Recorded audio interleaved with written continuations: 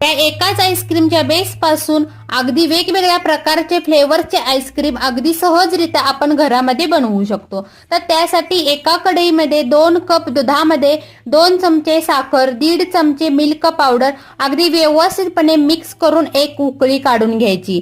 त्यानंतर 1 चमचा corn floor मध्ये दूध घालून त्याची पेस्ट या उकळलेल्या दुधामध्ये व्यवस्थितपणे मिक्स करून घ्यायची। त्यानंतर दुधाला दाटसरपणा आल्यानंतर हे दूध थंडगार करण्यासाठी बाजूला ठेवून द्यायचं।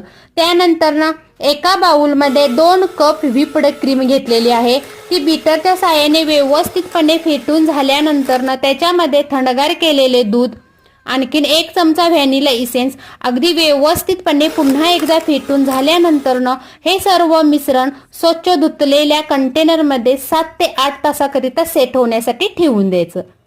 चला तर मग मंडळी, हे थंडगार आईस्क्रीम एन्जॉय करा।